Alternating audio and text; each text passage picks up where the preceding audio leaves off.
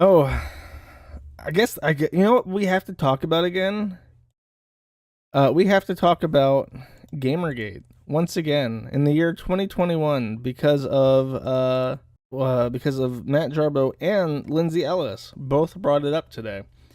Um so Matt Jarbo says, I just finished Q Into the Storm, which is a documentary about QAnon. If Gamergate did help lead to January 6th and everything else in between, I'm so sorry for my part in it. I'm sorry for not trying harder to stop it. I'm sorry. Number one, unwarranted sense of self importance. Number two, there is like a trend of people like Matt Jarbo and people who were in Gamergate and people who were very avowedly pro freedom of speech and yada yada, free speech, who have found their positions to be unprofitable, and more than that, like more than just not making money anymore from that, which Matt Jarbo did. He made it like a ton of him and Ralph made a ton of money off Gamergate. Um, but I think that some people like that, like Monday Matt specifically, what happens is that they find themselves in this as a proponent for a position they can't actually support. They say that I believe in free speech, and then when people utilize their free speech to ridicule him, he finds himself on the back foot and realizes that the people around him who also support his positions are very mean and are willing to ridicule him, and he really doesn't like that. And so his position changes over time to be one of apologetics and trying to reintegrate to the winning team, trying to make it so that people on the left can tolerate them again by apologizing for things in the past. This is what he's doing. He's trying to say, like, if I'm partly responsible for Q, I'm so sorry. Please like me, people on the left. Please watch my consumer reviews about cape shit movies and my push to release the Snyder Cut. Please watch this now that I have apologized for Q.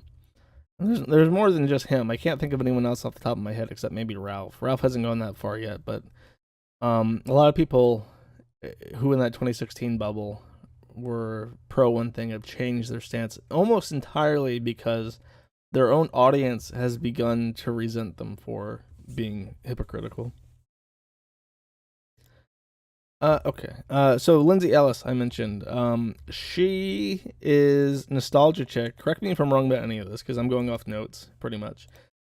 She is nostalgia chick, and she was canceled because she made a slightly racist joke. It's not even like a hateful comment about anyone. She made like a remark about Asian people in an old video, and people rose up to cancel her because we have to stop anti-Asian racism that only exists from black people and other Asians.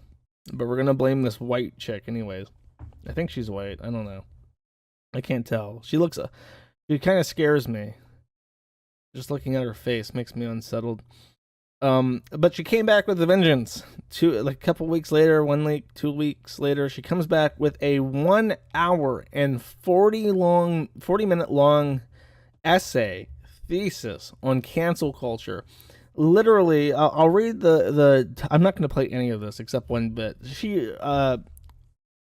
The chapters of this are: Twitter is garbage. And actually, the intro bit she didn't title correctly, but I watched the intro bit and I gave up by the 5 minute mark because she's talking about where the origin of the word cancel comes from and how it's like a POC term and non-POCs using cancel are problematic. It's just like the most like I don't know what to call it.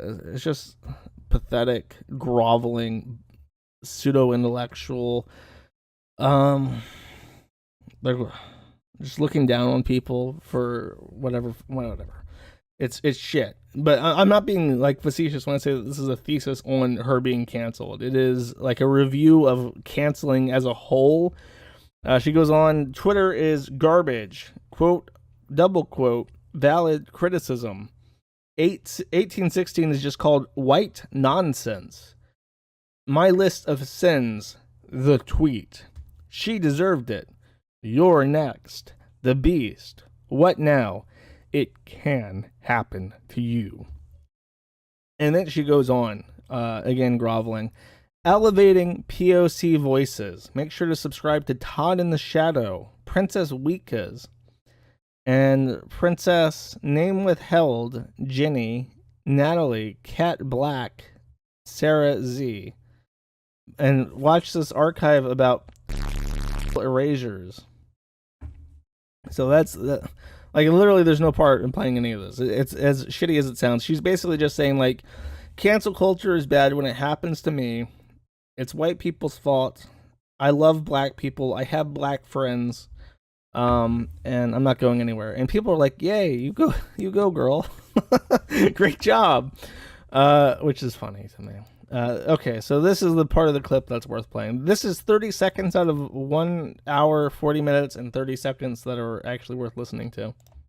Person. I was getting in fights with people more and more. I was dunking on people more and more. I was clapping back at followers more and more. Like one other person I owe an apology to is Moviebob. I told him on Twitter to leave me alone because he was acting like a creep by being overfamiliar and continually signaling to the world that we're friends. And he was acting like a creep and we're not friends.